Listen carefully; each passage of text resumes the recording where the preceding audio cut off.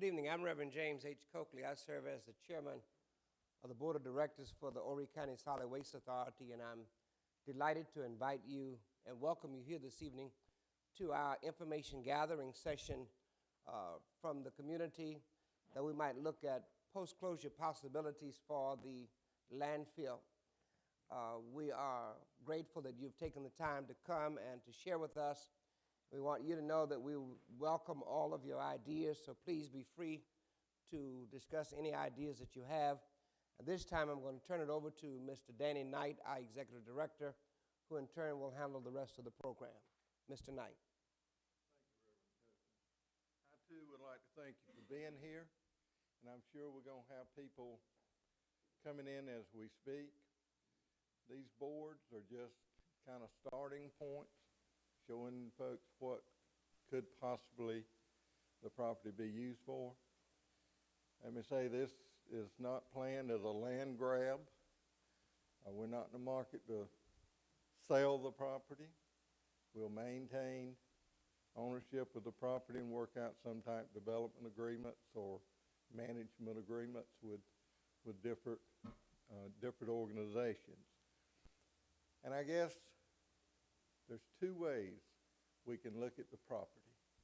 Once we complete the activities here, and nothing that we plan can interfere with the trash collections and disposal.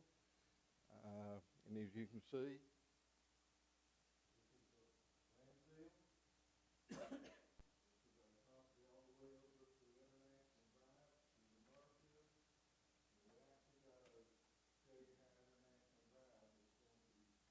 to our property and come out and join Highway 90.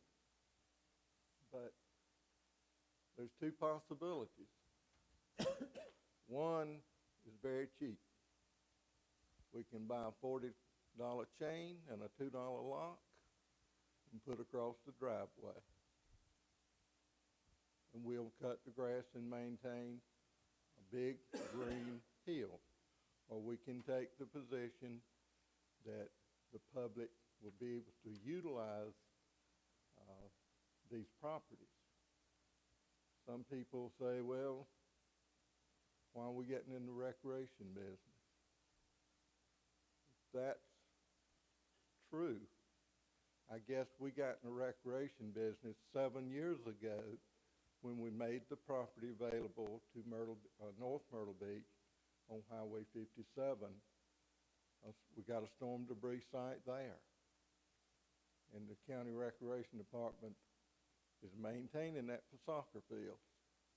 But we know if we have a storm, we know that this green area,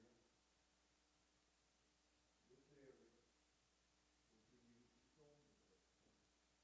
Soccer will be over till we get it cleaned up. And that's the agreements that we have to maintain. But we want you to be very open. You can come up and look at the boards. We got sheets that you can fill out if you don't want to speak. But this is really your meeting to let us know what you think.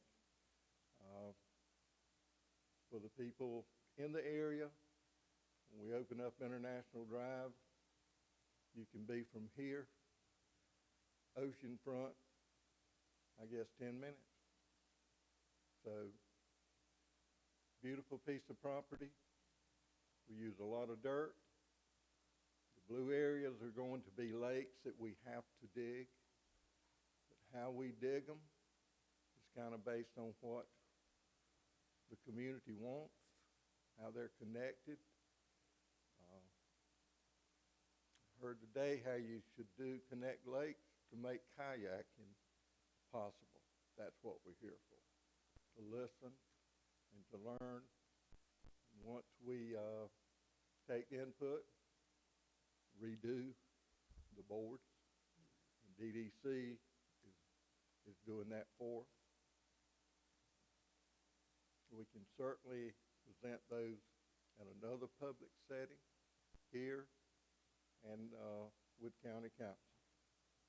So, Mike, turn it over to you. Thank you. Thank you. Thank you, Danny. I'm Mike Wooten. I'm with DDC Engineers, the consultant for the Solid Waste Authority for this project. And first of all, I'd like to thank the Solid Waste Authority for the opportunity to work for them once again on this project.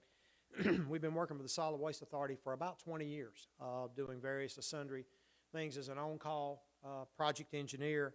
And it's always been a lot of fun, and we feel like everything that we've done has been a bit of a challenge, but we've come through it. I'd like to mention Joe Floyd, who's sitting back here in the back of the room. Joe is with the Brigman Company, and he is the environmental consultant for the Solid Waste Authority and an environmental consultant for our firm. And about everything we do, especially out here at Solid Waste, we work with Joe to make absolutely sure that we're doing everything in accordance with rules and the guidelines set forth by the state and federal agencies. When we were asked to take a look at what we could do with the Solid Waste Authority property at closure or leading up to closure, there are a lot of ideas. And, you know, this is not, we're not inventing the wheel. We're not even reinventing the wheel here. It's amazing the number of projects across America in the last 30 years that have been faced with this same problem that have done the exact same thing. They started planning 10 to 20 years in advance of the closure of the landfill, and when it became time to close it, there was a plan in place, and they moved to that plan and created an enhancement for the citizens of the community. I'm going to read an article. It's called From Dumps to Destinations, Converting Landfills to Parks. Fresh Kills, New York, which is a soon-to-open park, will be New York's largest city park. It'll cover about 2,200 acres when it's complete, and more than twice the size of Central Park. It would already be open today as a park were not for the tragedy 12 years ago. They had to reopen Fresh Kills for a lot of the debris from the World Trade Center tragedy. Balloon Park in Albuquerque, Cesar Chavez Park in Berkeley, McAlpine Creek Soccer Complex in Charlotte, Red Rock Canyon Open Space in Colorado Springs, Rogers Park Golf Course in Tampa, which Brent and I have actually been to, and that's been open for probably 20 years, and hundreds of others, both famous and obscure, have been created from landfills.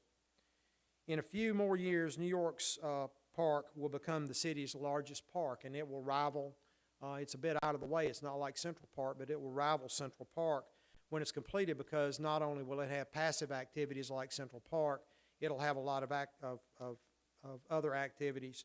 Landfill parks go back to 1916. That's many years before the word landfill was coined. They called them city dumps back then, but the old Rainier dump in Seattle was turned over and became the Rainier Playfield. I've seen that park. The question, you know, there's a lot of misconceptions about why we're here today and why DDC was retained to do this. And I've jotted down a few things. Again, we've been the on-call consultant for Solid Waste Authority for about 20 years. Been doing the same thing for Horry County for 25. Same thing for Myrtle Beach for 25 years. In the history of the firm, we've planned about 10,000 acres of parks. That's a lot of land. About 250 acres of those parks have come to fruition. Most recently, we were responsible for 2 of the 8 Georgetown County major parks. We work with 4 other firms to develop a master plan for 8 parks, and it worked really well. We started out with a planning charrette that was a little bit like this. We had an open meeting for the community, and people came in and they gave the county their ideas as to what they wanted to do with the land for their individual communities. And from that came a master plan. From that master plan, they went back and determined how best to facilitate it and be fair to each community. And then they selected 4 design firms, the same 4 that did the master planning, to do the final design. That process took about 4.5 years. So if the landfill were closing tomorrow, we'd be 4.5 years behind the curve. A lot of the other reasons for DDC being involved, we've been involved on this tract and around this tract for, again, about 25 years. A lot of the work in Myrtle Beach National, Clear Pond, and Hillsborough, those are all DDC projects. And we're currently in the middle of design of International Drive, which will bifurcate part of the property on the right-hand side of that photograph. So it shows that not only have we been involved with the project and with parks, but also on projects around it. So we clearly understand the opportunities and constraints associated with the project. With that, again, I want to stress the reason we're here tonight is for those who are interested in the community to add to the ideas that we've already come up with for potential passive and active uses for this property. Everybody will have the opportunity to make a public presentation. We also have clipboards with comment sheets that we'd like for you to fill out. This is one step in a multiple step process. But to start out, so you can understand exactly what we've come up with, which is not the plan, it is a plan, I'd like to introduce Dan Lambert. Dan's a senior landscape architect with Land Art Company, which is a division of DDC. Dan?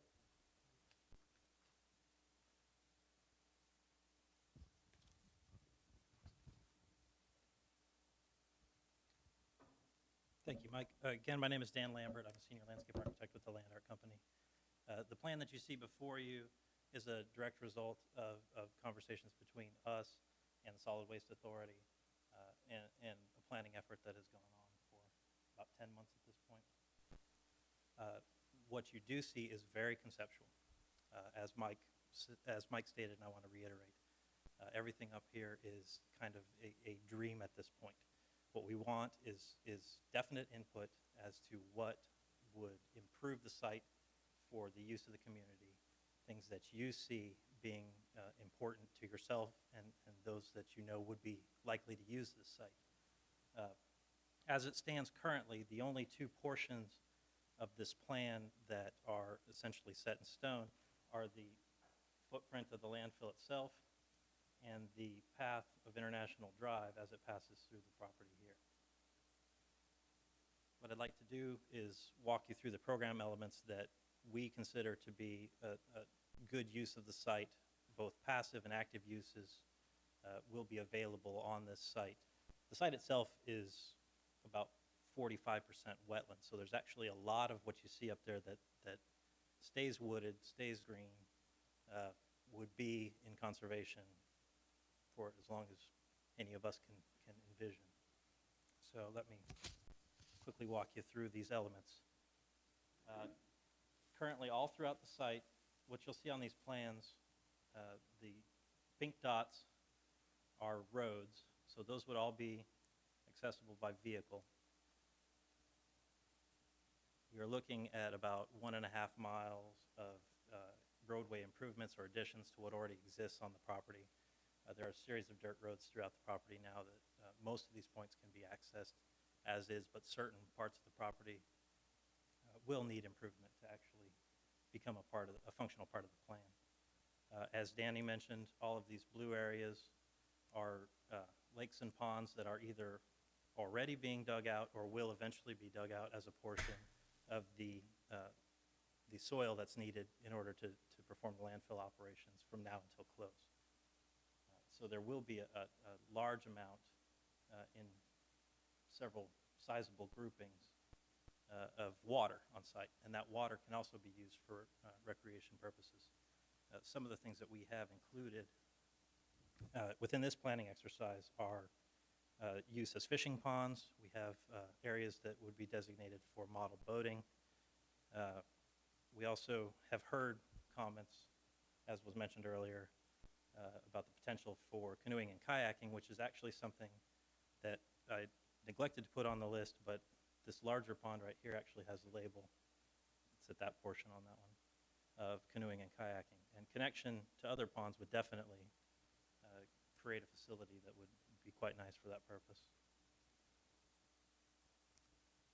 The next thing that you'll see on all of these are a series of smaller dotted lines that pass throughout all the wooded areas. Those are hiking trails, and in the case of some of these central areas, we've identified equestrian trails. There currently is a community that uses portions of the site already for equestrian trail. You know, they've been doing so for years. That is something that we'd like to continue to foster and actually expand, not only in the sections that they have typically used in the center of the property, but currently there's the cleared area over here, which is one of the areas that Danny mentioned would be for storm debris. That's currently being used for horse trailer parking, and is sufficient area. Immediately next to it, that's the MRF, that's the recycling center. And if you look at it in scale comparison, that's a pretty sizable parking lot. But then adjacent to this roadway would be trail access to that portion of the property and to everything beyond. So any of these trails that you see on here currently could be used for either pedestrian or equestrian. It's really, as I said, nothing is set in stone. We'd like to get your input. I have heard good input today that we don't happen to have bicycles mentioned.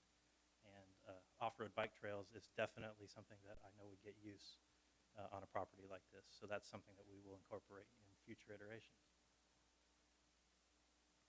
Above and beyond that, there's a huge educational aspect to this property because there are wetlands, because there's a swamp adjacent and passing through the property. And there are Carolina bays. You see these oval shapes throughout the property. There's a couple of them over here that are smaller, that are easy to access. And you'll see on that central plan, as you walk by the boards, that we have what we're calling Carolina Bays Educational Trail, which would be an elevated walkway that has information about what makes the Carolina Bays unique. Definitely an educational opportunity, something that we don't see within the county often enough, in my opinion. There are great natural resources within this county that are completely unique to this region, and that's something that we'd like to emphasize when the public has use of this site. Above and beyond that, you'll see campsites, those little tents that we have there, the teepees. It's our understanding that there's an extreme interest from the scouting community and from other youth organizations that would like a place that is rural enough but not distant to go and have outdoor experiences like camping and fishing. And this is a spectacular opportunity for that because there is quite a well-wooded area right here within the area between the landfill itself and adjacent development.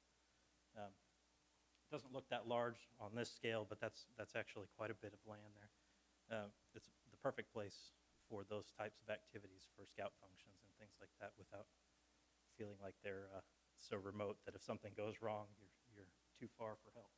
So that opportunity has been incorporated. Just for orientation's sake, I should have done this earlier, but this is Highway 90 across here. The facility that you're in now is right up here. So that would essentially be just past where the store is adjacent to here. The area immediately behind that would start to serve that function. And that's the type of function that could be incorporated pretty rapidly. So some of these could actually occur before the final closure. And that's something else that needs to be talked about over time. What makes sense to do earlier as opposed to later, both in terms of functional use and in terms of cost, and who does that, who actually incorporates these, who builds these, and who maintains and manages them going forward.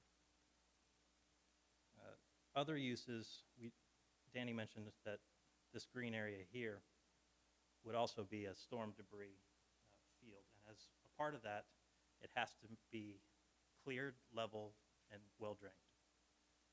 And with that being the case, those are also the best criteria that you can have for active sports fields. Just like he mentioned, there's the other facility up in North Myrtle Beach where they have soccer fields. What we're showing here, and it's over in the second board there, are as many as 11 multi-purpose fields, 4 300-foot baseball and softball fields, and 4 200-foot baseball and softball fields, along with an open-air amphitheater and playground facilities. So this could be very much a functioning regional park in between storm events, and the only vertical elements on site would be the soccer goals and the backstops. So when a storm rolls through, an unfortunate event, very easy to access this site still, fill it up with the debris they need to while it gets sorted and cleared to wherever it needs to be, and then eventually can go right back to its function as a park. Above and beyond that, we're looking at possibility for an archery range in a more isolated location. There's plenty of opportunity for parking for all of these facilities centrally located around the roadway. You've already heard about the horse trailer parking, but then there would be significant parking for the park facilities. And over there, it's on the north end of the property there.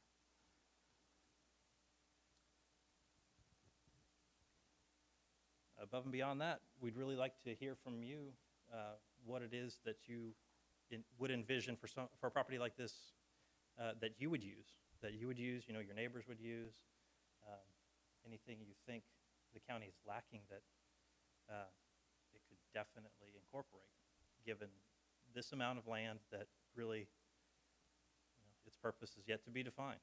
We're here for that to be hashed out a little bit further.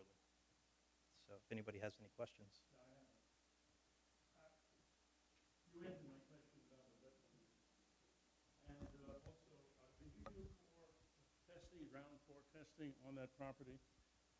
Well, so that we can be assured that what you're putting up there for whatever facility will not sink with sinkholes or something like that nature.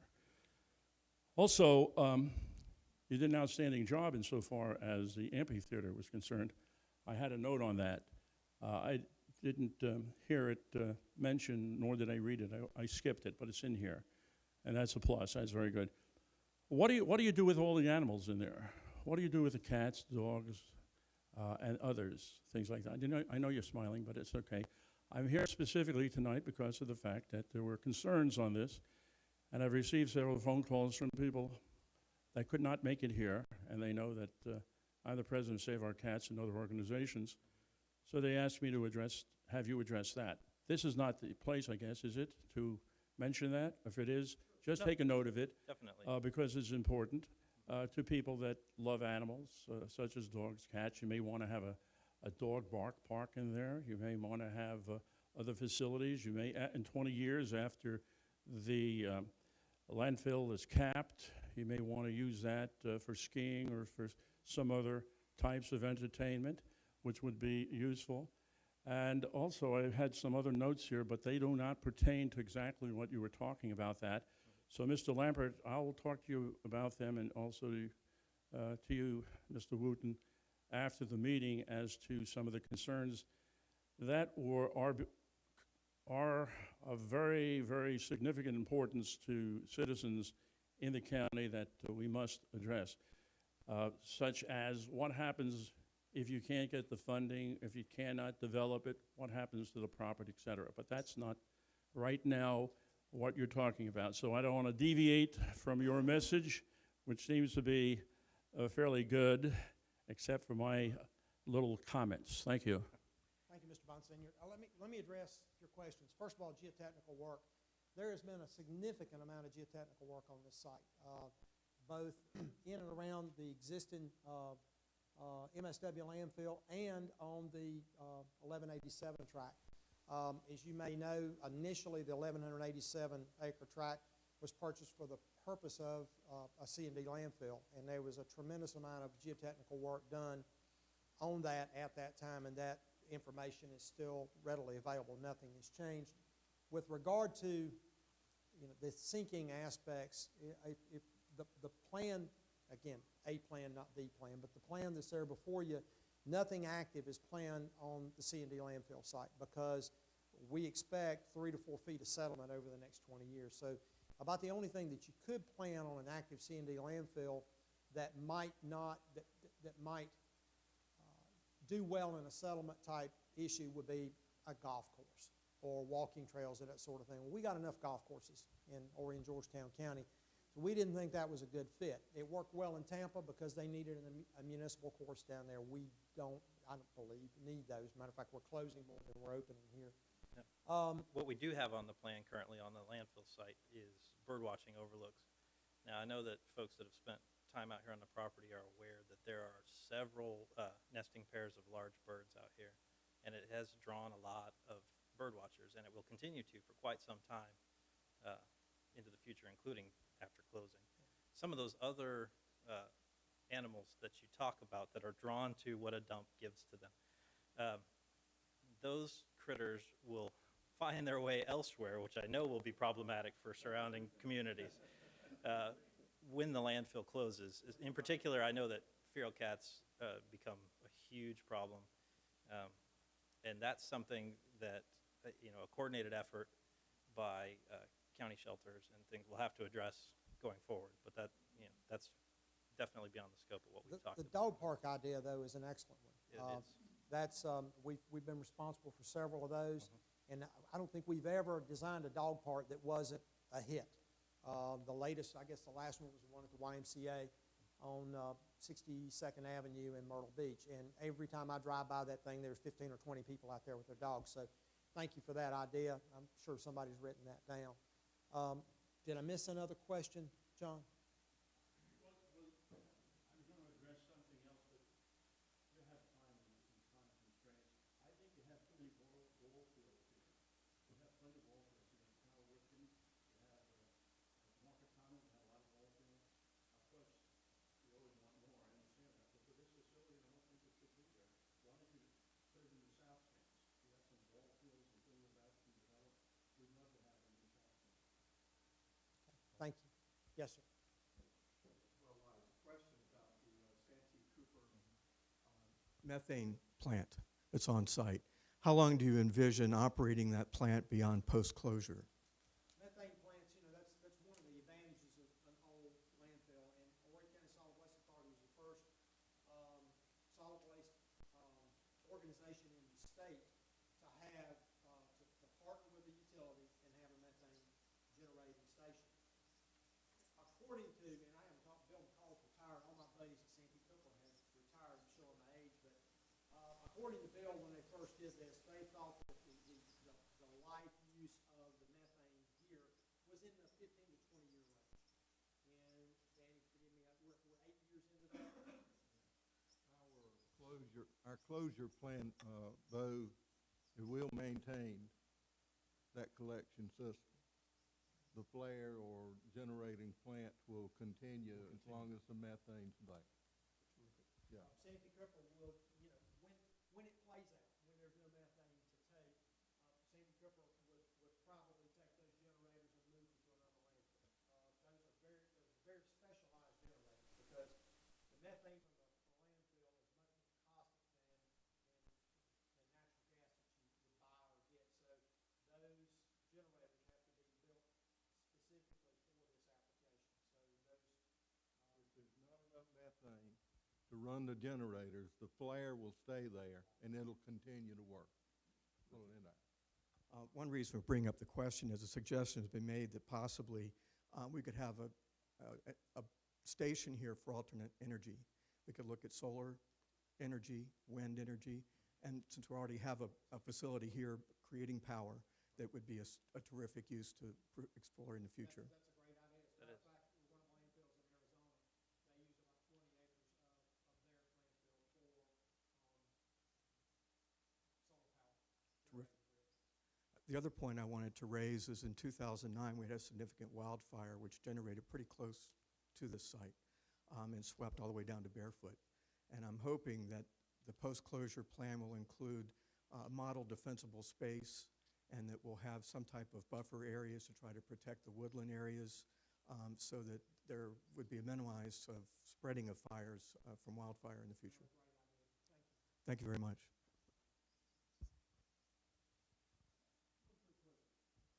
What all can you actually put on a landfill closure site? I know we're talking about parks and those kinds of things and ball fields, but what all can actually go out here? We just talked about wind and solar, those kinds of things, which would be economical, job producing, those kinds of things. What else could go here? Well, it's pretty much a clean slate, and that was part of the purpose for this meeting, is, we had ideas, but,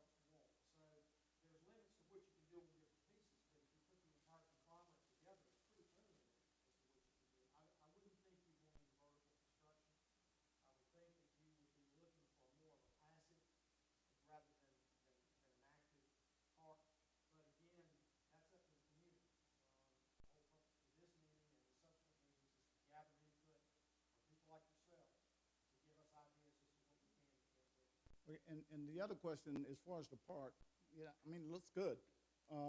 Would that be a charge? I mean, who would pay? Would it be a free park? Would there be a charge for the park? Who's gonna maintain it? You know, those kinds of things. I have a question about. Different solid waste groups have done different things. Some of them have maintained the parks on their own. A lot have turned those over to the county parks and recreation department. Some have shared with other municipalities. In the instance where you're producing electricity, like we're doing right now with methane, if you had a wind farm or a solar farm, you partner with the co-op or the Santee Cooper. So depending on the use, we partner with different people. Okay. Just so we get a feel for the, amount of property you're different. We got a landfill footprint. How big is that? We got, what, 2,000 acres here? How big is the landfill footprint?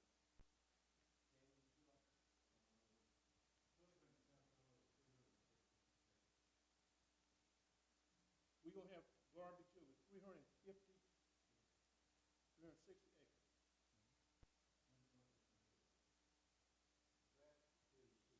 That's, Yes, the yellow. that's just this part. That's the acreage where the actual landfill is located. You got fringe areas, you got buffer areas. Now, the buffer areas are restricted, but they can be utilized for educational purposes. And you can't build a school in it, but I think you could actually build a walkway or something like that. so you tell me where garbage is buried and just extend, is 350 acres? Or is it 350 acres on the site where the garbage is buried? 350 on that site. Continuous garbage underneath and you know, it's like, okay. Yes, sir. I got some questions. I got it. Do I need it? Oh, stand up. For the record, we're trying to record everything, so. Oh, okay. I'll even tell you my name, Chuck Otwell. Can you connect on the second poster, can you connect any of the bodies of water? And the reason I'm saying that is I had the opportunity years ago to go on the Okefenokee Swamp Canoe Trail, which we were able to, a group of us, a big group, lease or rent, reserve, the entire trail. And we went down that thing for a couple days. Let me tell you, people from all, that is so cool. It is really a unique experience. You talked about bird watching. Golly, you know, we saw everything imaginable.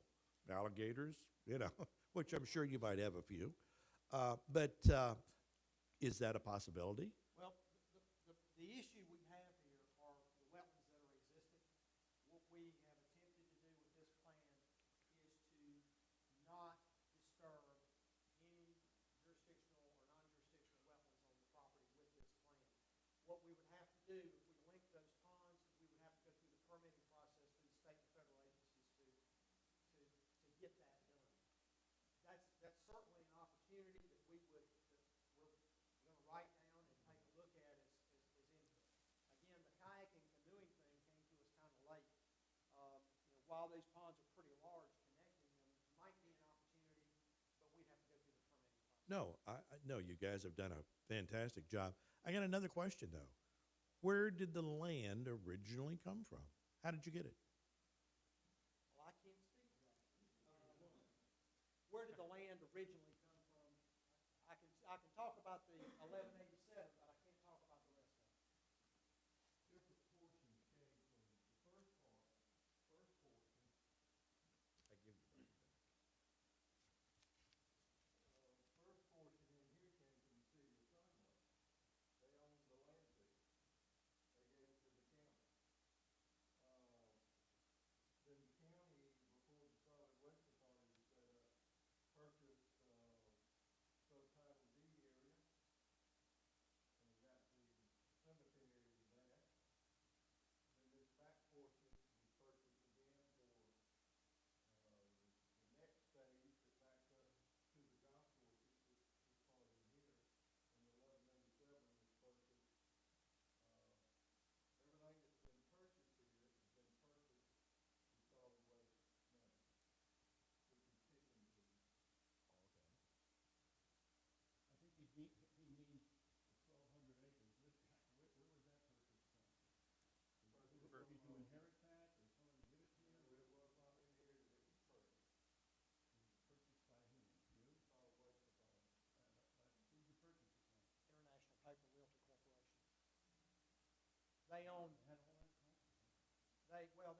3,500 acres immediately to the south of it that they own. At one time, they controlled close to 15,000 acres in a corridor that included Carolina Forest. Carolina Forest was part of that. You've got the Carolina Forest tract. Then you've got this tract right here, which now belongs to GC Real Estate out of Richmond. And you've got a piece that is above Barefoot Landing on the other side of Highway 31. That's also part of that long contiguous tract that was,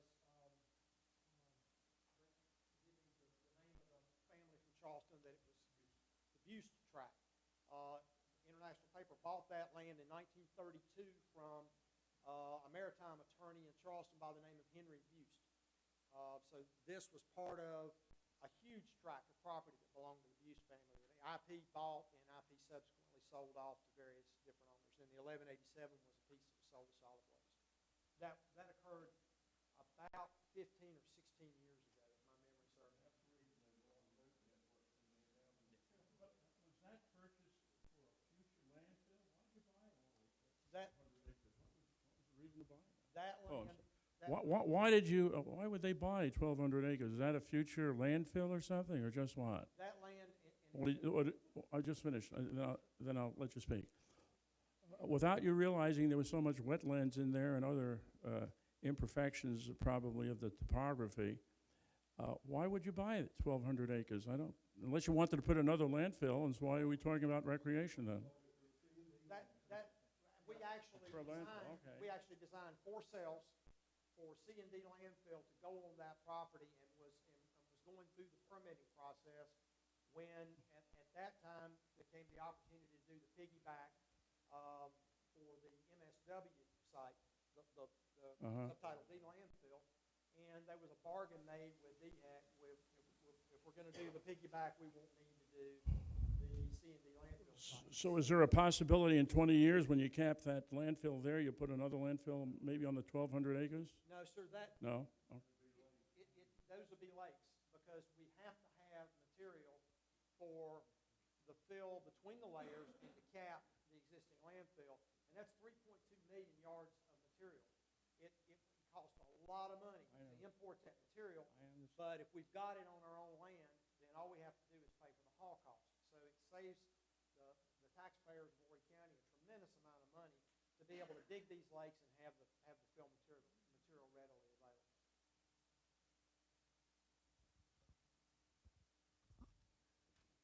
I don't want to keep asking you questions, Mike, I'm sorry. That's the purpose. No.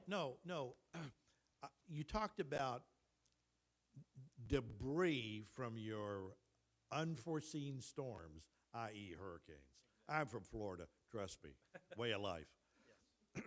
We, in Pensacola, Florida, had some devastating hurricanes. I mean, I lost a bunch of big, beautiful trees.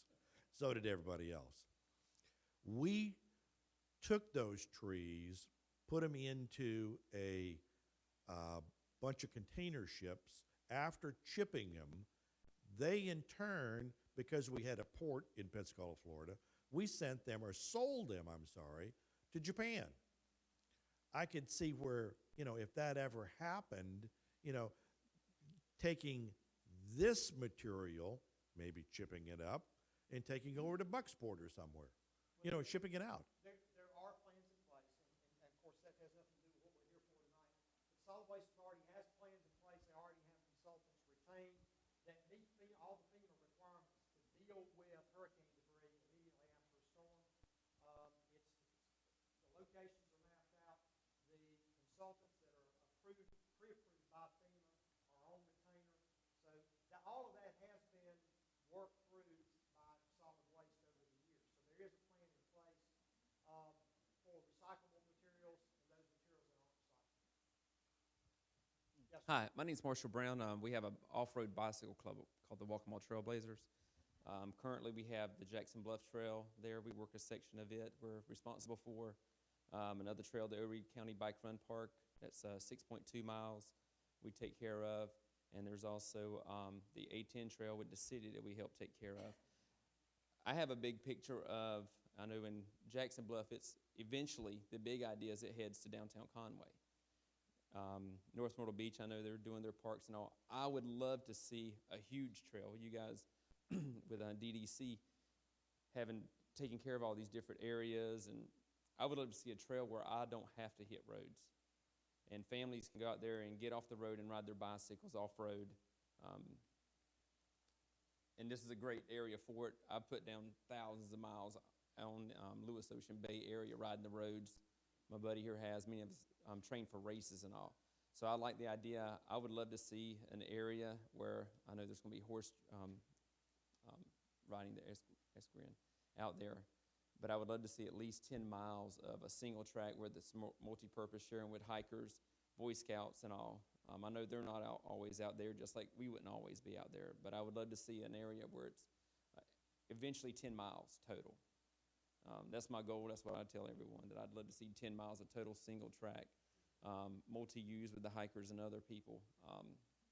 I have ridden in areas where there is, where they've taken a dumping ground and turned it into a bicycle trail. Up in, I think, Blue Clay, that's what it was. You know, the guys made a joke, you dig in the ground, you end up finding trash. But that's not what you see. You see the trees, you see the growth and all. So it's not just trash laying around. I know, I would imagine it would eventually, once everything grows up, it would, you know, be amazing looking for what we have in our area. So that's what I would like. Yeah, let me address that real quick. I know we talked a lot at the beginning of the meeting. The trails that you see on there currently total about 6.5 miles.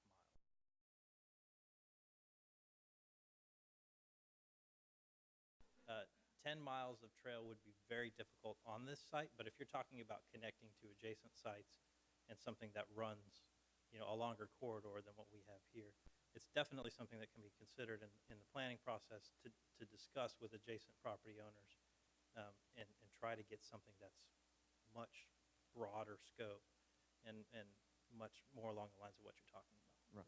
Right. One opportunity there too, and when Heritage Trust did the Lewis Ocean Bay property, I remember going to the council meeting that night when the presentation was made that would be open to the public. You know, there'd be riding trails and that sort of thing. So if there could be an opportunity, and this is outside this planning exercise, to connect with trails through Lewis Ocean Bay, and that would certainly give us enough area to give you the 10 miles that you would be looking for. But that would require an effort not only with solid waste and the county, but also with SCDNR and the Heritage Trust folks. But you know, there is enough land out there, if you include Lewis Ocean Bay, certainly to do that.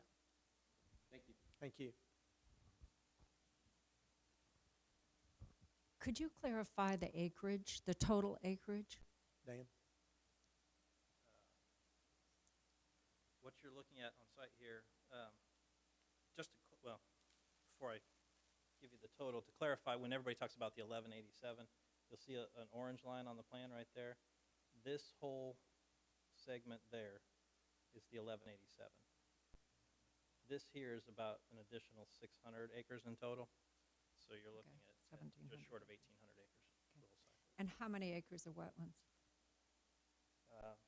I don't know the grand total, but it is about 45%. Include Sterrett Swamp that runs through. That's correct. And the Carolina Bays you were talked about, you pointed out 3 Carolina Bays. Is that what you have in there? Is 3? There are more than 3 Are there? on this property. My other question, would you consider then easements on some of that property? Are you talking about restrictive covenants and easements? You know, part of what the Solid Waste Authority is doing right now in conjunction with the county for proposed mitigation for the International Drive project would include easements on at least a portion of this property already. Joe, we had asked for Joe to come tonight in case that issue came up. He's our wetland and easement expert. Joe, would you like to address that? Certainly. There already exist. I'm not sure about the acreage. It's probably north of 200 acres that already have restrictive covenants placed on them. And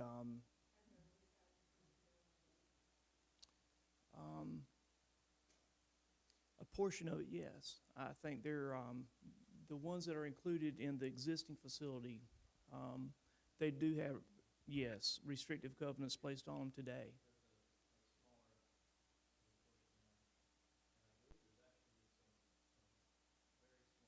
Yes. And, but there is the potential for even more, that's associated with International Drive. I'd like to further address that. With that, there's the opportunity for potential mitigation for future projects, not just International Drive, but other projects that Horry County is interested in. So, we'll be looking for those opportunities as part of this. Good evening. Mark Sure. Lazarus, Chairman of Horry County Council. There's an old saying that I like to go by in my business and the things that we do in county government, I would hope, and that's failing to plan is planning to fail. I think what these guys are doing is they're planning. They're looking forward on what we're going to do. We don't need to digress to the fact that where did it come from, how did it get here? We're here. We are where we are. The fact of the matter is that this landfill in 25 to 35 years is going to be at capacity. And we're going to have to do something with this land. Are we going to be good stewards of the land and use it as a public benefit for the citizens of Horry County that own the landfill? Or are we going to do something different with it, as Mr. Knight said, and put a chain across it and cut the grass? I think they're taking the right steps. This is just a plan. This isn't something that is written in stone. It's something that we all are stakeholders and part of the process, and we want you to be part of the process as we move forward. Sports tourism is coming, ladies and gentlemen. It's coming fast, and it's coming furious, and it's probably one of the biggest tourist growth areas that we're going to have in Horry County in the next 10 years. It's not to say we're already asking Solid Waste Authority if we can use this area now. We got the city of Myrtle Beach who would love to come build some fields because they got more people coming than that they can put on fields. We don't have enough fields to fill the rooms that we need to fill at the beach with the sports teams that want to come here. Doesn't mean that the Solid Waste Authority, at the end of the day, at the end of the plan, because this is a plan, that might be the city of Myrtle Beach spending the money, understanding that that's going to be used for a C&D landfill at some point if we have a storm and we need to put storm debris there at that particular time, understanding that they'll have to not use those fields until we can clean them back up and get ready again. It's a process, and it's a process that we want everybody to be part of. As Mr. Wooten said, it's just an idea that they've had, that they were tasked. We want you as the stakeholders to be part of it. County council's certainly going to be part of that process. And we've got to find what we're going to do as we move forward as stewards of this landfill. What are we going to do with it, and how are we going to do it, and how are we going to do it the right way, to where this property doesn't become a detriment to the county and to the surrounding citizens that we have here. We've got to do something with it. Let's do it right. Let's do it right the first time. And I think this is a great exercise, Mike, Danny. I think it's great. I think a lot of people misunderstood. I think they thought you were going out there tomorrow and you were getting ready to do all this work and expend all this money for that. And that's not what this is all about. But I think you're being good stewards. This Solid Waste Authority was designed and developed and put in place many years ago. I think it's done an excellent job. It's, for some reason, all across the country, it has won awards, and it's been recognized as one of the top solid waste authorities and landfills in the country. It's a shame that many, many years ago, the city of Conway decided that they were going to have the Conway dump, as you were showed up in the top corner, and that's where it all started. Why somebody that many years ago decided we're going to dump in a swamp all the trash from Horry County, I have no idea. But that's where we are, so we need to do it, and we need to do it right. I think they've taken all the protective measures that we possibly can from the environmental side, and we're watched every day. Danny, how many times is DHEC in here? Once a month. They're on you all the time. So we're doing it right. We'll continue to do it right. We'll continue to oversee it. I can assure you County Council will continue, as we move forward, to oversee the process, and we look forward to all of you being part of the process. I don't know that I'll be here the day that this thing closes, but I hope that my children will enjoy it anyway. So thank you for the time, and thank you everybody for being here tonight. Thank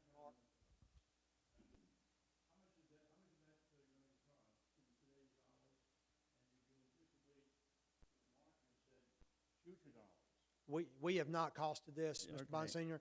Keep in mind, this is a plan. I understand that, but. It's not, now let me finish. It's a plan, it's not the plan. So we didn't want to waste the time and the effort to develop estimates of probable cost on something that may or may not be constructed. Now, when the time comes years from now or whenever to actually facilitate a design of these facilities, that's when we'll be doing estimates of probable cost. Okay, I'm here to just get some input and give you input. That's what I'm here for. When I discussed that 1,200 acres, you had to buy it. It had to come from the taxpayers to buy it. So you were going to develop it most probably as a landfill. Now you're not. You're going to be putting it up, these beautiful pictures here, as recreation. So to answer the chairman's comment, there was no purpose for us to say anything that was negative. We were just curious. We're here for input. That's what we're supposed to learn. So we're trying to learn. And we're trying to find out what the cost is, because I'm a conservative Republican, and I watch the dollars. And I'm very concerned about the dollars, and I belong to organizations that are fiscally conservative. So I'm thinking about what it's going to cost in future dollars, or do you know in present dollars what it's going to cost? Simply, that was the question. So I hope I was not misunderstood, or in a fashion that some people got the wrong impression. So if they got the wrong impression, I hope this comment that I'm making now corrects it. I'm not saying let's not do it. That's not the point I made. That happens But to me all I'm here to learn, and I'm a student. I've always learned. Well, to go back to the cost, again, as Chairman Lazarus put it much more eloquently than I, you mentioned the ball fields in the green. We are 5 miles from the city limits of the city of Myrtle Beach. When International Drive is completed, it'll be just a hop, skip, and a jump from Grissom Parkway. I envision, and again, 20 years from now, I envision the city of Myrtle Beach reaching out, because we've had the good fortune to have designed Grand Park for them, and I know personally that they're overcommitted. So with regard to the amount of space available for sports teams that are coming in, that are putting heads in beds and seats in restaurants, we don't have enough now. That would be a prime opportunity to partner with another municipality for them to construct and manage a facility that would be great not only for the city of Myrtle Beach, but for the entire county. Again, there are opportunities for partnerships for power production, for the solar panels, and for wind, whatever might come up. Those opportunities would have to be explored as we move through this process. I think everybody in this room is interested in getting the most bang for the buck out of their tax dollars. And I believe that a plan like this would provide a great opportunity for passive and active park space. Think about it this way. The land is already paid for. The city of North Myrtle Beach, and I'm not sure exactly what they paid for the property for their park, but they ran the numbers and it worked for them. They passed a tax referendum, and they've already booked that park solid for the first year that it's going to be open. So the numbers work. Mark's absolutely right on sports tourism. For baseball, soccer, lacrosse, softball, those facilities, it reaps a huge benefit. And I think that sooner or later, and again, we're probably 20 years from now, that'll be a great opportunity to put additional heads in beds in Myrtle Beach. Mr. Schwarzkopf. My name is Carl Schwarzkopf. I've got 2 comments I'd like to make. The first one, I'd like to follow up on Mr. Mike Hughes' comment, what the land could be used for. Mike mentioned solar power, wind power, etc. We could also just cover the whole thing with forage grasses, and he'd be able to pasture Galloway cattle on it. And we don't have to worry about water holes. We wouldn't have to worry about moon craters or anything else. And life would go on wonderful. My second comment is, I've been on council for 11 years. On 2 occasions over the last 10 years, the wisdom, the brilliance, the knowledge, the intelligence, and more than anything else, the foresight of the Horry County Parks and Recreation Department has developed 2 outstanding plans, recreation plans for the next 5 years. And my question is, has Mr. Lambert or anyone else from DDC had any communications with the Parks and Recreation Department of Horry County to see how those 2 could be facilitated? Yes, sir, we have. That's all I need to know, yes or no. Thank you very much. Any other questions? Well, again, we've got these notepads. If those who don't want to speak, if you've got some ideas that you think would work well on this piece of property, please take the time to jot them down and leave them on one of the tables so we can pick them up later. Again, we're looking for ideas, and we've gotten a number of them tonight that didn't occur to us before. So thank you very much for the opportunity to speak. Yes, ma'am. I'm Kelly Davis. I'm the assistant Waccamaw River Keeper. I just want to tell everybody here that I'm the assistant Waccamaw River Keeper. And I just want to let everybody know it's not just a swamp. Sterrett Swamp is actually within the wetlands of the Waccamaw River.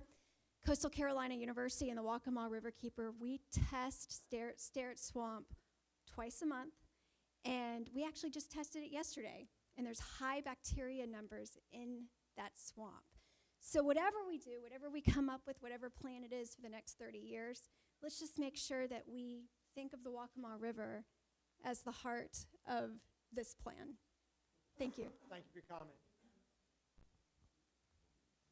Once again, if you got comments that those who did not want to speak, please fill out the form and leave it with us, and we'll take that into consideration. Manny, you want to close?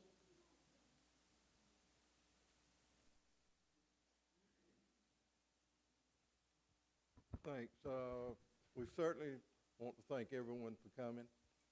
The House members that came, City Council members that came, our County Council and the board. But thanks for being here. Give us your comments. And we look forward to these projects. And like I say, some of them can be done pretty quickly. And we test Sterrett Swamp the same time you test Sterrett Swamp to make sure we're on the same guideline. And you know, if you're talking about kayaking, I mean, I'd love to see a kayak trail from right out here to the river. And I think that could be done if we got to fight the beavers. They're blessed little animals, but not everybody likes them. But thanks for coming. The door's always open. Let us hear from you. Call us if you want to tour the landfill. If you guys want to come out and ride and look at what the trails or road network are now. We've talked with the county folks.